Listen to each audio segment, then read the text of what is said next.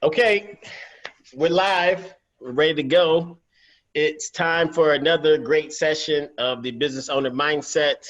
We have a good one today. Melvin Coleman, he's with the Atlanta Black Chamber. And Melvin's a great guy and even better professional. And I can't wait to have a conversation with him about what he's doing with the Black Chamber. Oh, Melvin, do you have something you might want to share this week that happened exciting to you?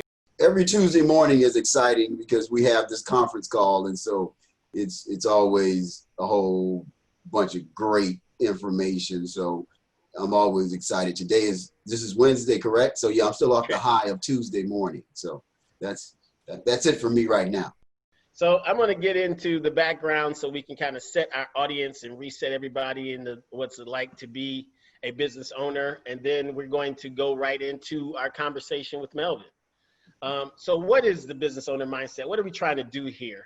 And what we're trying to do here, Melvin, is we're always trying to reset that business owner mentality. There's a lot of people out there, at least I find in my practice as a business attorney, that there's a lot of people who have some anxiety about starting their own business. And a lot of time that anxiety is really centered around lack of knowledge. They just don't understand. They know how to sell cookies, make the shirts, et cetera, but they just don't know how to set up business structure or worried about being sued.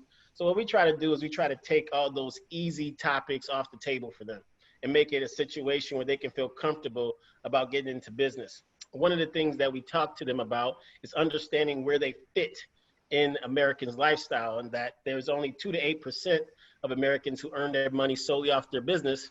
Most people are employees or earn most of their income off as an employee, but 54% of Americans actually want to start a business. So what we're doing is trying to shorten that gap between the people who want to start a business and the people who are actually living day to day off the money in their business.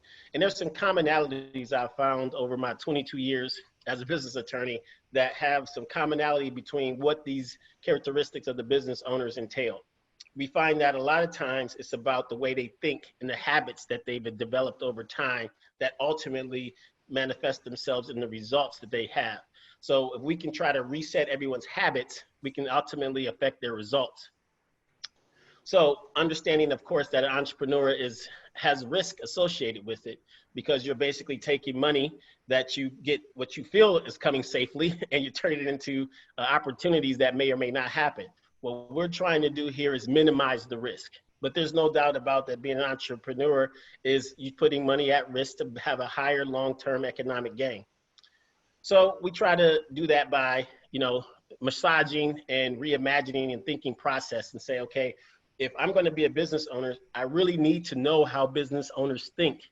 And they think differently. And I need to be in a room with business owners, and I need to talk to business owners, and I need to think like a business owner. And one of the 3 things that business owners tend to think about is revenue, how they're going to make more money. 2, outsourcing the things that they don't understand. And 3, networking with other business owners and other customers, et cetera. And so that's what we try to do here, is to try to make people use their day more efficiently. We all have 24 hours in a day.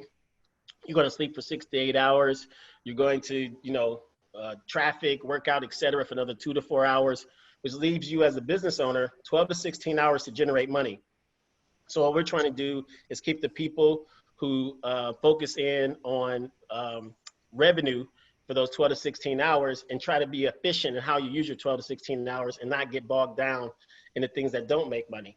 So a majority of that time is going to be spent on trying to make more money. As I've said before, as a business owner, you don't worry about cutting expenses, you worry about making more money. If you have a job and you're trying to save, you're going to cut expenses because your salary is fixed. But as a business owner, you're always trying to make more money to really get out or make more profit is about making more money. So we try to stay positive, thinking towards how do we make more money as opposed to returning items, cutting costs, firing people. One of the other things that we try to make as a core focus is to get business owners to feel comfortable outsourcing the things that they don't understand. A lot of business owners are A-type personalities, and they do understand websites, they understand business cards, they understand all of these other things, and they sometimes translate that into their business. And I try to convince them to not do that. That even if you are qualified to do those things, stick to what you're good at and outsource it to the people who are good at it. So although I can do my own plumbing or can do my own website. I don't, because I would rather spend time as a business attorney. And that's what I have to do with other business owners too, is to get them convinced that you don't have to be an expert in everything. And everything you learn, you need to turn into revenue. So unless you're going to build websites or go into the plumbing business, don't spend more than an hour or so learning something new. Get comfortable finding people who specialize in it. And how do you do that? You have to expand your relationships. You got to get to know more people. You have to get to know more business owners. You got to get to know more customers, and you have to feel comfortable networking, because no one's going to come to your house, come to your website, etc. The really way you advance your business is become part of business organizations, become around other business owners, and all of us share this same mentality so we can help one another. So if you're looking for a person that does a website, or you're looking for an accountant, or you're looking for an attorney, you want to be around people who deal with these same similar issues so they can give you advice. A lot of times people spend time in a comfortable zone around people around them who are employees or who tried to do a business but never was successful or had some issues, and they'll sometimes create doubt by suggesting to them, oh, well, you know, you should do this or you should do that. And when you talk to a business owner, they're like, no, don't worry about any of that. Here, call this person, or here, come with me to this event. And so we try to encourage people who are looking to start businesses to get out and network. And actually, you probably know a lot about this topic, and we'll get into that in a minute.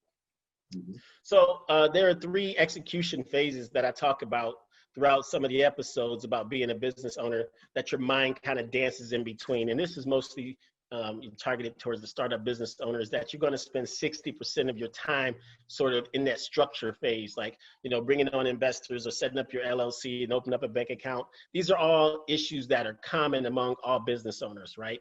These are all issues that happen with any business. On the left-hand side, that's your structure, no matter if you're a Fortune 500 or a startup.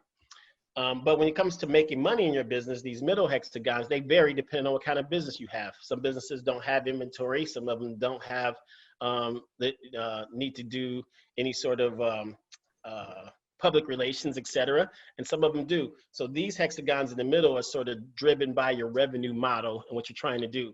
But then there's a portion of you that's always thinking about much bigger goals in life, like, you know, getting out and networking and volunteering and mentoring and trying to do other things with your business from a holistic perspective, charitable donations, things of that nature. And your mind bounces between these hexagons all day. And I try to let people know it's okay. You can't line up everything and go 1, 2, 3, 4, 5, 6. You can actually say, I'm going to do a little bit of 1. I'm going to do a little bit of 3. I'm going to do a little bit of 8, and feel comfortable that that's what we're all dealing with as business owners. We're all dealing with these hexagons and trying to manage in them. And that's why they call you the CEO.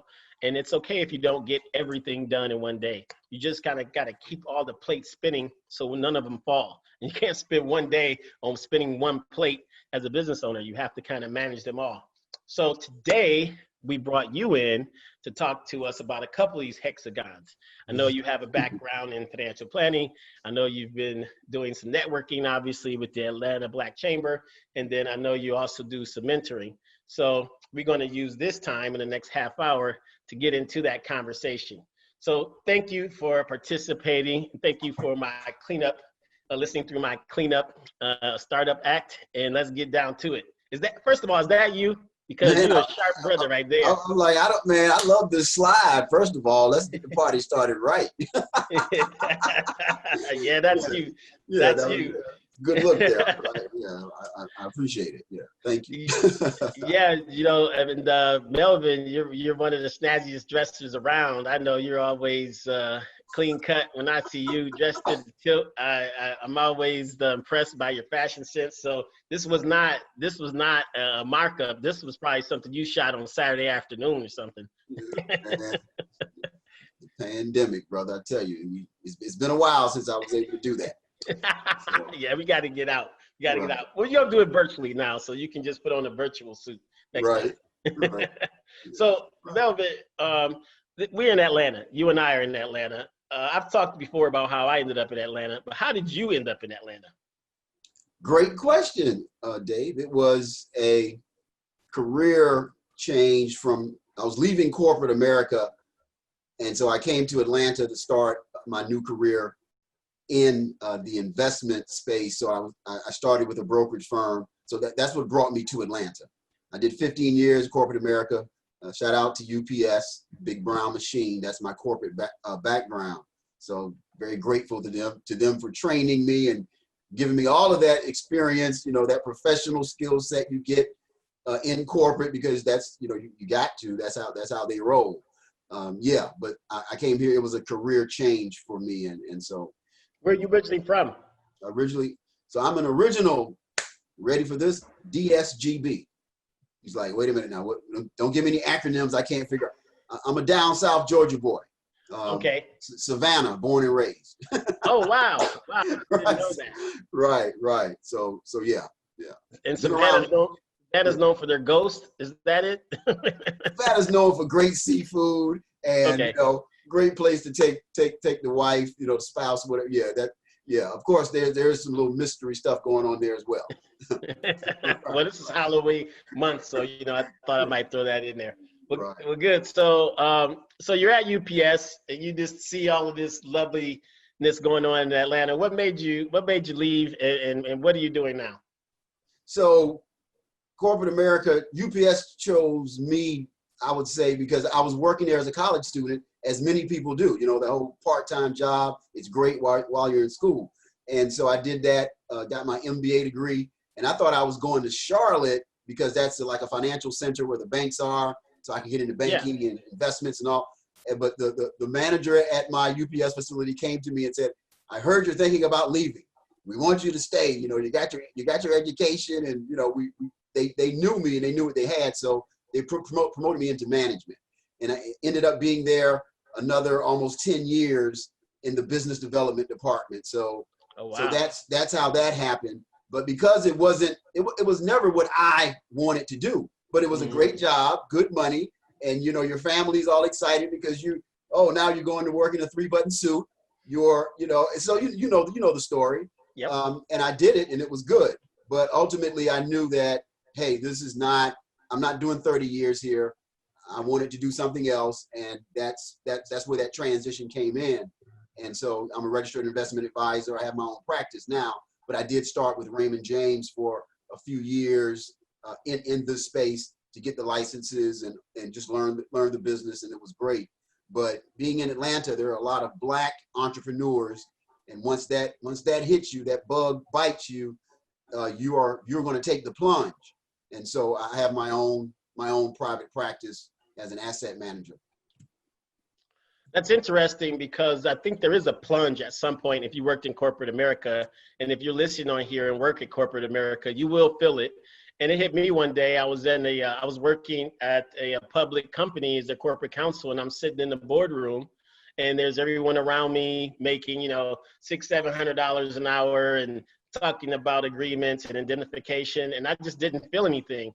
But yet I had my aunt using prepaid legal to start a beauty school, or a cousin that was using, a criminal attorney to start a massage business. And I just felt like, this isn't my calling. I know the money's comfortable and the lifestyle's comfortable, but it leaves a sense of emptiness in it. And I don't know if it's the culture or what it is, but you get to a point where you're like, you know what, I'm going to take that plunge and I'm going to go ahead. And like you, me being in Atlanta, seeing all the people around me doing things, I felt like, man, I play basketball with some of these guys, and I'm like, this guy can't make a basket for the life of him, but he has 3 businesses. So you're like, what is he doing? He's not doing anything I can't do. And so you start to get to the point where you say, okay, you know what? I am going to try on my own, because although this life is comfortable, I have to go out there. It's scary, but you made it. Tell us about that fear, and tell us how you overcame that fear when you transitioned. Another great question, and I'm so happy you give me the opportunity to talk about this, because this is really important. So I've got this great job in corporate America, salary, all of that, and I've been in that world for a total of 15 years, about 10 of it, say, white collar. And so the 401k is fat, the company stock is, hey, I'm not complaining. So nice, really, really nice. However, I don't want to get out of the bed in the morning because I've come to hate my job. Yeah. It was literally unhealthy. I was very unhappy. And not everyone is in this situation. It was just me. at the time. So let's be real. It's easier when it's just you. Okay, you don't have to sit down with that significant other and say, hey, baby, I'm looking at this, and she's saying, wait a minute. So I didn't have that. So Right. that's a huge factor. And so I made the move, and it worked out. And having your own personal resources, meaning, I had money stacked up, and so I was probably going to be good for easily a year if I had to. And that is very important, and not many people find themselves in that situation. However, if that individual can have some preparation and put themselves in a situation where they're not immediately stressed and under extreme pressure because Right. they're going after their entrepreneurial endeavor, it really does help. So it worked out for me. Okay, but I guess I paid my dues because that corporate grind for all those years was me paying my dues and setting myself up, if you will. I think that's what happened. Yeah, I did have to convince. Well, I didn't have to convince my significant other. I think that, my significant other said, hey, it's your life, your choice, make it happen. I trust you and do it. Not everybody has that sort of spouse that puts their unwavering faith in you to do it. But I think when she looks at the misery, right, and she knows that, hey, you don't look like a happy person, even though, it's comfortable. I think ultimately everybody wants to be happy. And what we're trying to do here at the Business Owner Mindset is put people in a place to make themselves happy with their life decisions. And being a business owner has really made me happy. I know it's made you happy. So here you are, you start your own firm, you go out, you get some clients, but I see here you're the executive director of the Atlanta Black Chamber. So we have a lot of startup and small business owners on here. What is a Black Chamber? Is it just the area where Black people stand in a big chamber? What is a chamber, and what does the Atlanta Black Chamber do? So chambers of commerce are organizations where folks who own businesses primarily, but some of the larger ones do have a pretty strong corporate presence as well. But it's the mothership. It's the central place where business owners and all professionals go to network, for one, but the reasons they're networking, because you need the relationships. You need to cultivate those relationships and form real partnerships and opportunities to collaborate. So that's just a fundamental. It's like the oxygen. It's like the air we breathe. You've got to do that, and chambers create really the best opportunities to make that happen, and to be in an environment where there's a lot of diversity in the types of businesses, so to speak. Not necessarily talking about at this time diversity as far as Black, white, Hispanic, whatever. I'm talking about diversity in who's in the room that it looks like me, but they're in this industry, or somebody else is in another space. That's what people come to chambers for, because there's a need to connect, and chambers do that as well as any other type of organization that exists. Yeah. So how do I find the chamber? Like so I'm a startup business. I left my big firm, and I'm a new business attorney, and I just don't know anyone in Atlanta, and I want to go to one of these chambers event, but I'm not a member. I don't really know anybody. Do I need to be introduced to a chamber? Can I just walk in off the street and go, hey, I'm a business and I want to be part of your chamber? Is it like a fraternity? Do I get letters? Do I join a line? Like what happens to become a member? So it's very easy. It's an open community from the standpoint of, yes, you can come and be in that space around all of these people. You may not have access to everything you desire at that point that you're not a member, but you can be there to see it all take place. And what I always tell people is, take your time. We give you opportunities to come to activities and engage with us, Take your time to see if this is a good fit for you. And so that's what people do. Obviously, you can do people come to Atlanta and then they just go search, Black organizations. And because it's Atlanta, you're going to see a whole lot of stuff. And one of those things that you see in all that stuff would be the Atlanta Black Chambers, but other organizations as well. And so that's how people find us, because they discovered our website because they were searching for something else. And then that's kind of how it starts. But we give people a lot of opportunity to engage with us through the activities and events that we do, even the virtual stuff that we've been forced to do now. A lot of opportunity to really check us out and see if it's a good fit for you and your business. Do I have to have started a business to be part of the chamber? What if I'm just thinking about starting a business? Can I still become a member of the chamber? Absolutely, because those individuals want to be around entrepreneurs who have already walked a path and have had experienced success, and so they can learn from them. So we do see that from time to time, where there's just someone who is still, they know what they want to do, actually, they just have not kicked it off yet, and they're at the chamber because they've got 20 questions and they need to know, what do I need to do first? And they get it all. And you might be standing next, they might meet me or meet you, Dave, and ask a question, and you're like, hey, well, you need to do this, you need to do that. So they come there because that's the right place for them.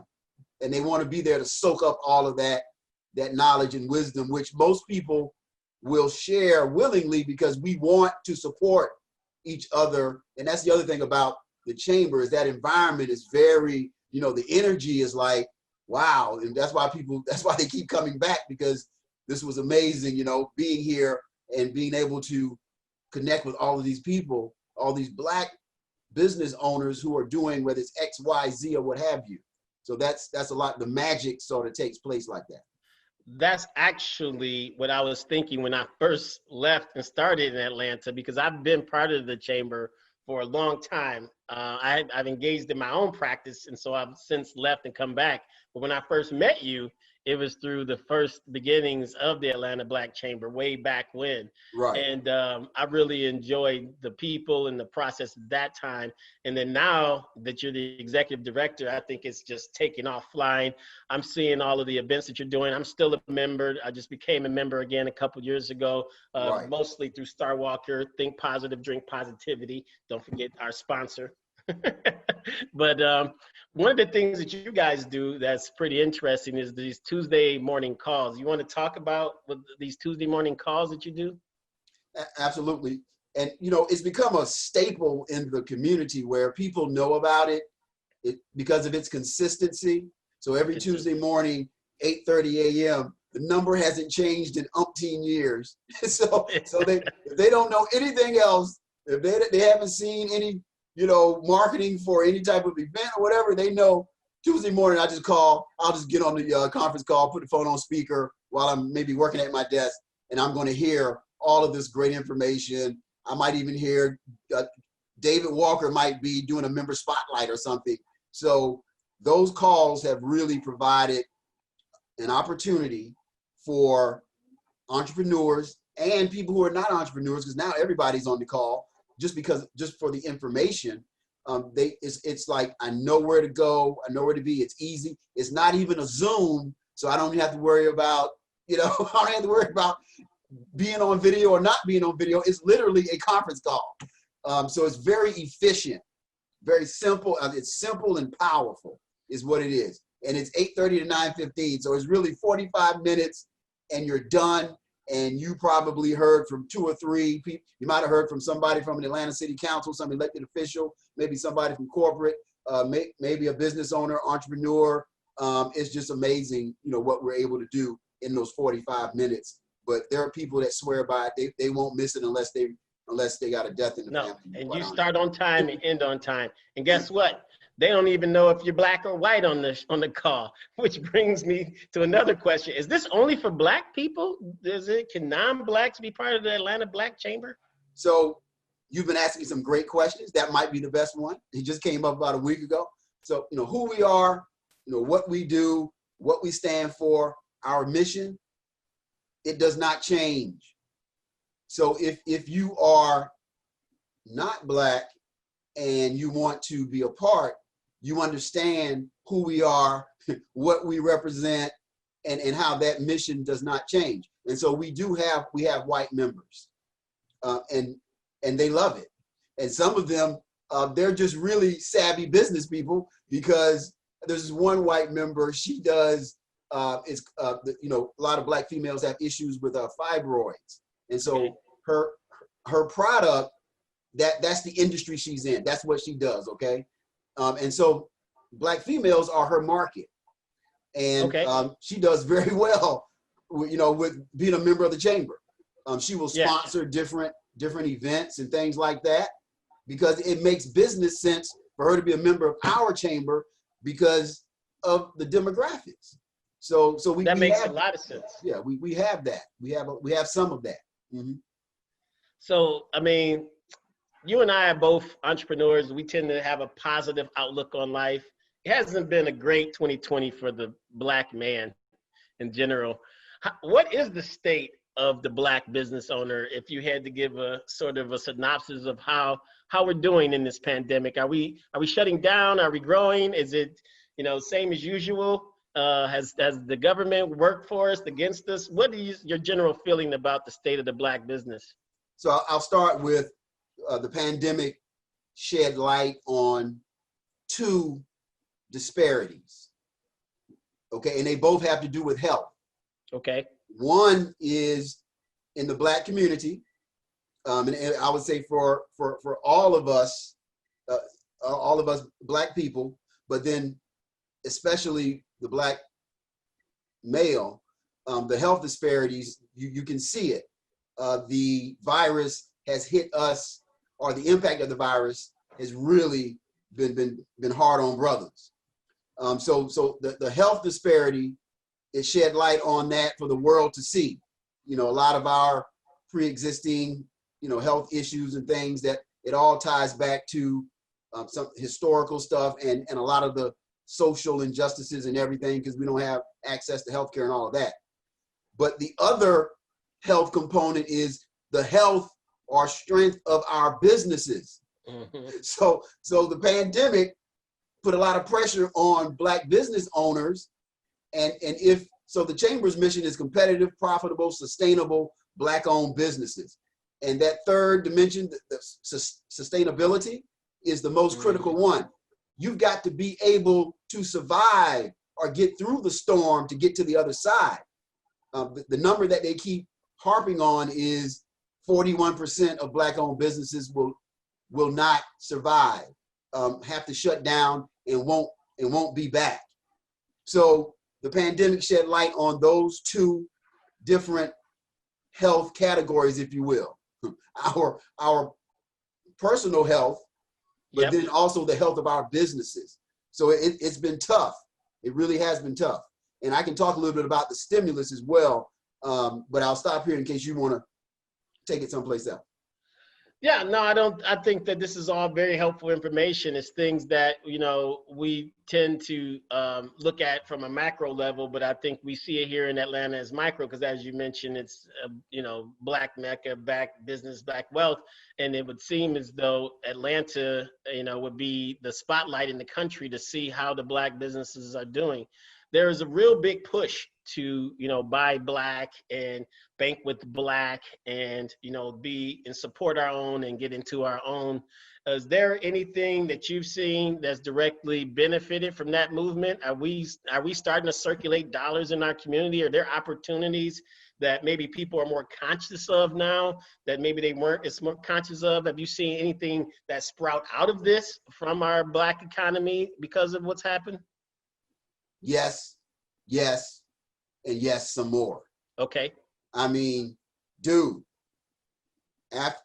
once that visual of George Floyd, Black people were like, that's it. We're not taking this. I mean, it just went viral. And so what I've seen, the impact of that, there's a conscious mind there's a level of, okay, we're going to do some things different. We're going to do better. And we're not just going to be out here in the matrix, just doing, not understanding that how we're spending our money and everything is really going to contribute more outside of our community and all of that. So absolutely, the mentality, I can see it and I can feel it. A lot of organizations, their membership may have declined this year.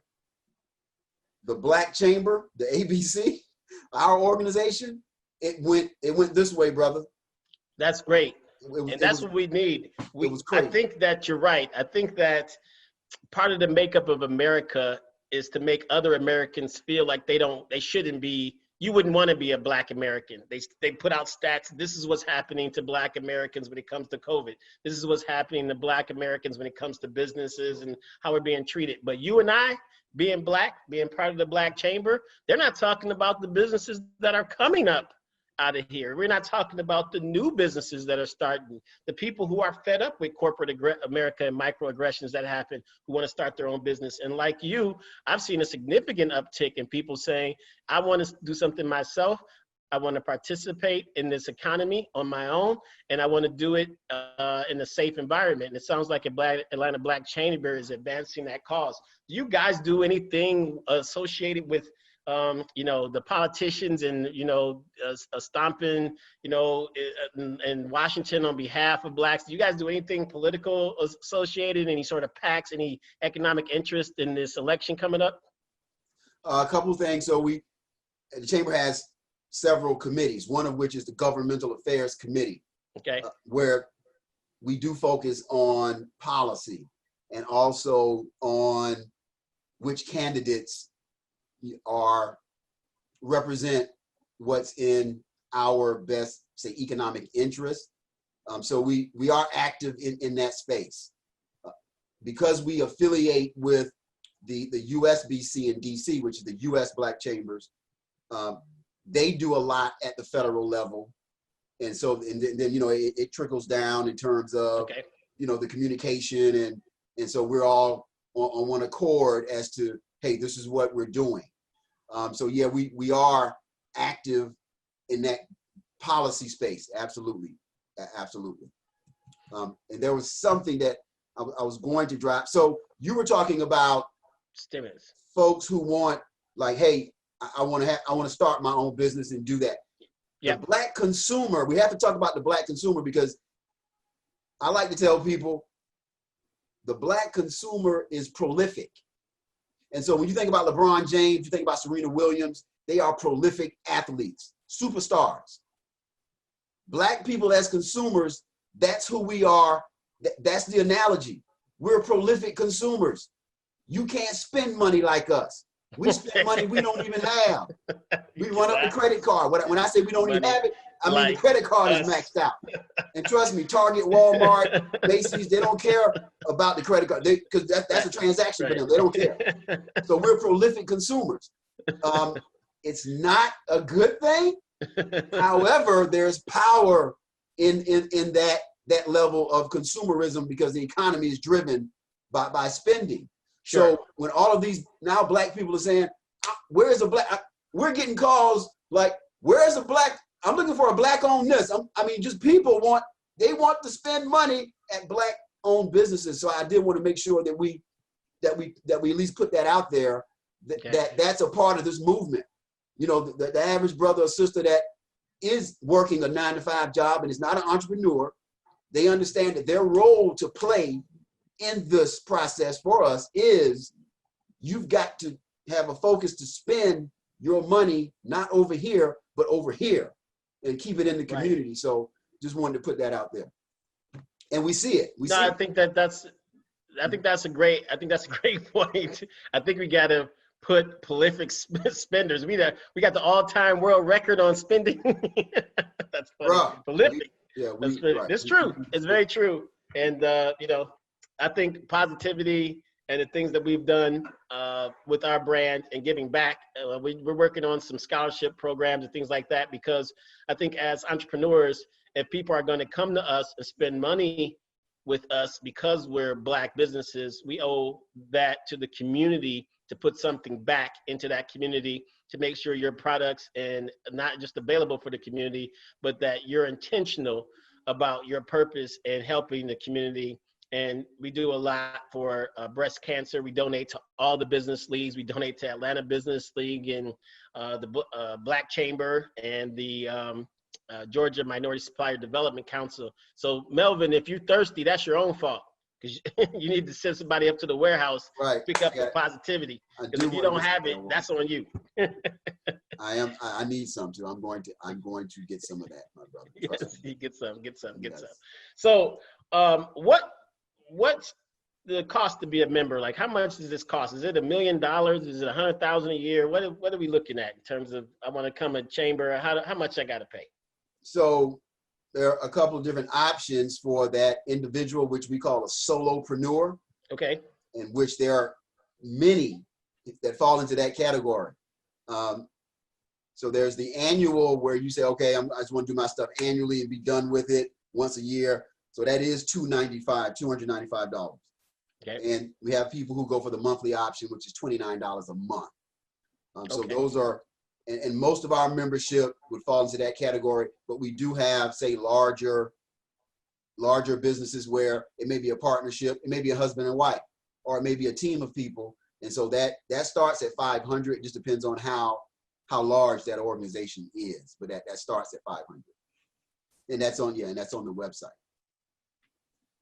Okay.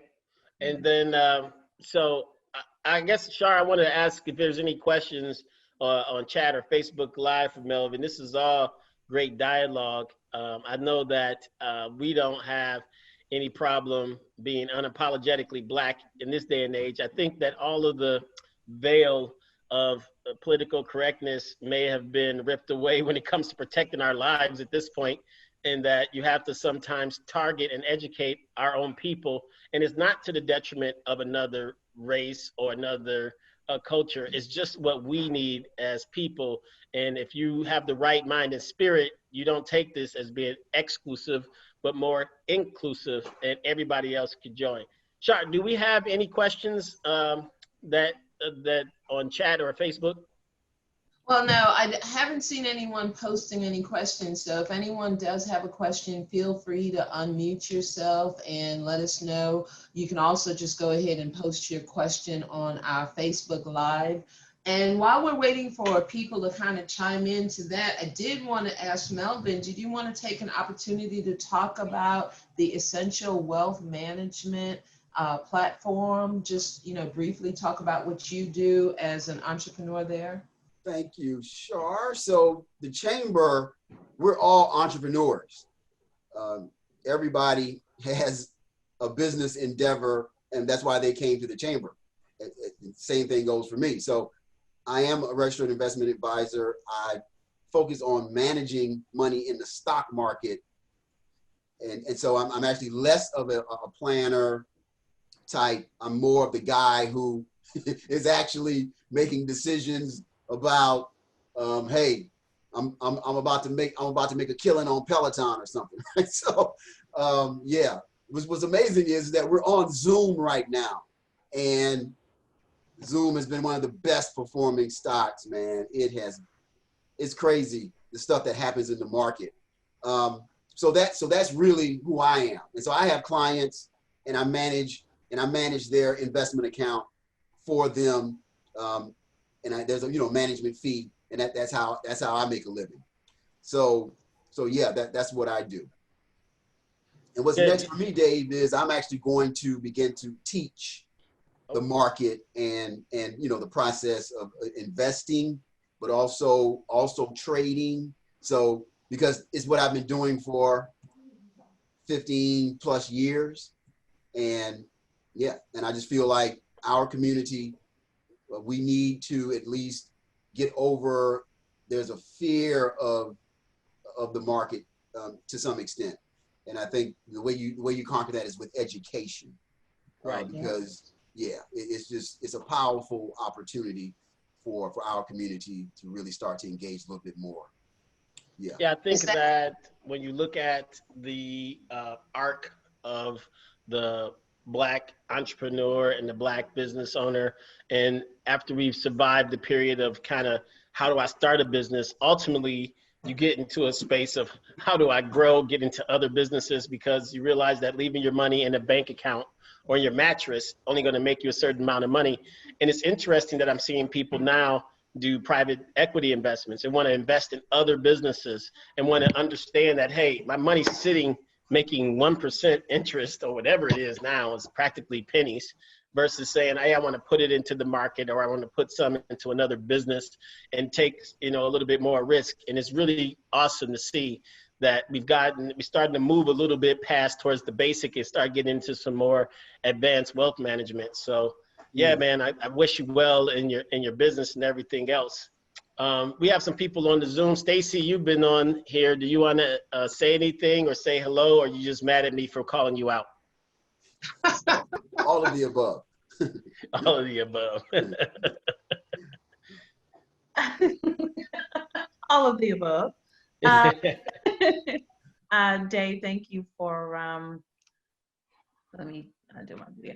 Thank you for having me on.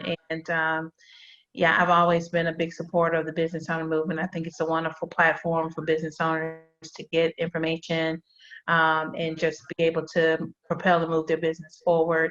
And I appreciate your support in working with me in the past. And as you said, I think business owners have to continue to stay in their lane of what they do best, which is being able to grow their business and fulfill their dream and passion, and being able to outsource those functions that are non-essential or are necessary but don't put money in their pocket. And so that's also been my passion, is just to help business owners stay focused on doing what they love to do. So thanks. So I'm going to give you a bigger commercial than that. So one of the things that I hear business owners talk about is that they don't really understand what an S corporation taxation is. They say, hey, I want to form an LLC or a corporation, and I heard I wanted to be an S corp. And one of the benefits of S corp is when you have yourself as an employee and you pay yourself payroll. And then they say, well, I'll just, pay myself a payroll, and I'll just calculate it, and I'll just use, this calculator on the internet, et cetera. And I tell them 100% of the time, don't do it. Hire a payroll company. There's too many things happening behind the scenes that you don't want to deal with. And when you get a letter from the Department of the Department of Revenue, whether it's the IRS or Georgia, you don't want to have to answer that letter. So what Stacy does is she helps with that payroll process. And I think everybody tries to save that 30, 40 bucks a month by trying to do it themselves. And it's just never been worth it. I haven't seen it work out for anybody. I always like to have Stacy. They call me, process payroll. Yeah, just go ahead, yank the money out. Let's keep it moving. And I appreciate that. And that's one that keeps me, I never have to think about payroll at all. I don't have to worry about, my unemployment percentage change and this and that. I don't have to worry about any of that. So Stacy has been with me for a long time. And I really like the way you guys handle the payroll process. I don't like it. Yeah, I could do it, but I don't like it. And Dave, Absolutely. a quick comment about that. And Stacy, pleasure to have you on. That was a big factor in the whole stimulus opportunity for the businesses in our community. If you had your stuff in order, like for example, if you were working with a Stacy and all of your stuff looked proper and right, you got the stimulus and you got it sooner. So there's two things. Not only did you got it, but you got it sooner and you needed it, as opposed to, okay, I may get it, but I'm still waiting because I got to go back and fix. So your point about, hey, get with a Stacy, someone who will have your business right and proper. And that's what I was talking about, the health of our businesses. The pandemic shed light on how many of our business owners just not operating the way that, you and I want them to. And that was a huge factor. So. It was. And still is, just to add onto that, still is. I work with so many businesses even after they were able to get the stimulus money, because they have to have proper reporting, obviously, to make sure that they can get it forgiven. So I saw a huge spike in people coming and saying, I've been doing payroll myself, and they were able to qualify and get the money, but they know they're way out of their head in terms of proper 941 reporting, proper payroll reporting, proper cost reporting. So again, payroll is one of those necessary functions of running your business, but it can be a big time waster, and it can get you into a lot of headache if it's done incorrectly, if it's not done timely. So appreciate what you said, Melvin and Dave. Yeah, this is another public service announcement. The PPP was a loan. Okay, it was not a stimulus gift. It was not something that you just put your paperwork in the first time and then you get it and run for the hills. They're going to ask for that money back, and if you don't show them what you use that money on, they're going to ask for it back. Now they will forgive it, but you got to have your paperwork right. Me, I just got to push the button, send in the report, and I'm done because I let somebody else do it. So if you've taken PPP money, you better get with somebody to try to put your paperwork together so you can get it forgiven, because it's not necessarily being treated as a gift unless it gets forgiven. Now, Melvin, maybe you know this, but I'm hearing that they are not going to treat the PPP money as revenue to the business. Have you heard anything different than that? Meaning that if the government, if you took PPP money and the government ultimately forgave that money, you still don't have to treat it as revenue for your business. So I wasn't sure about that, but I've been hearing a little bit about it. I have not heard that, but I'm thinking that could be the case. It would make sense. It seemed like it's a net, like, that really wasn't money that I used. It went to the employees, but who knows with the government?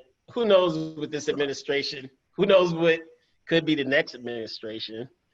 Who knows what's going to happen? But the bigger point is you should have the right professional, as a part of your team that will take care of whatever tax implication or what have you.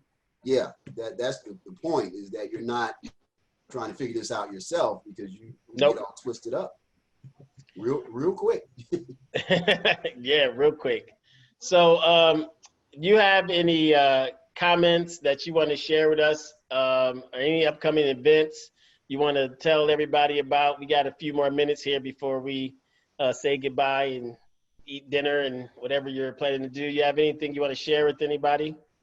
Well, first, I really would like for everyone who is listening, go to Atlanta Black Chambers. There's an S on chambers.org, and register to attend our next open house. It's not until next month, but so you got plenty of time if you're not available on that third Saturday to work something out, because it is the third Saturday in November. Can't remember exactly what that date is, but go to our website and register. It's virtual, so it's like 10 a.m. to noon on that Saturday morning, and you can find out a lot more about the organization. The Tuesday Talks conference call, the number, which I can put in the chat, I'll put that in the chat, but check out a Tuesday Talks conference call. I think you would really enjoy it. Like I said, it's very easy, simple thing to do. Just dial in and, hey, put your phone on speaker. A lot of people are in the car driving to the office and they're listening to the call. So it's a great opportunity for you to really find out more about the chamber and just great information that's being shared through that platform. So Dave, I really appreciate the opportunity, man. This was a lot of fun. Yeah, no, thank you. I know time is money. If anybody knows that, it's me. But we try to have these sort of open dialogues. It's a safe place for business owners. Like I said, for me as an attorney, this is the way that I give back to the community. Not everybody can afford $3.95 an hour to have the best attorney in Atlanta working for them. But I try to get people as much free information as I can to help them on their journey. And being an entrepreneur is a journey. And to have a place where you can come in and watch videos and hear about things that are happening and put things in context. I mean, who knows? Somebody today might have, if one person heard you today, the chamber, I did my job, right? We did our job. is not about quality. It's really about, I mean, quantity is all about quality. So for me, I like to create a platform to have these sort of conversations. Business owners are very shy when they first start off. So I don't expect a lot of people come on live and just empty out their laundry like, oh, I don't know what I'm doing. A lot of them like to research, you know, watch on their private time and then come back and make decisions later. So we're not judging the live viewers or the, you know, the participants. We're really just creating content that people can go back and refer to at their leisure. Shar, we're doing a wrap up here. You usually do any cleanup, anything that I missed. Feel free to go ahead. Okay, no problem. Let me just drop this phone number out here on the Facebook Live. I just did that. So everyone, I just want to thank you all for joining the Business Owner Mindset. We have moved from Saturday to Wednesday evening at 7 p.m. Thinking this might just be a better time for everyone. So we're going to see how it goes today, and stay tuned for more information. You can go ahead and connect with us on our social media platforms. We do have a Facebook page, a LinkedIn group, and we do have post all of our events on Eventbrite. So if you've missed any of the other prior events, you can now find them all either on Facebook or on our YouTube channel. And Dave, I didn't put that in here yet this week. So just YouTube. Woo, going So our first episode started on June 27th, and that was just talking about what is the mindset of a business owner. And then we followed that up with the next episode, I'm a business owner that doesn't want to be sued. And then after that, we had part of our structure where we talked about ready to start your own business. The first thing you have to do is to form your LLC and get your EIN number. Then from there, you know, we started talking about your operating agreements and your business accounts and what the importance of doing all of that is. As Dave mentioned about the PPE loan, having that structure in place was really going to help you.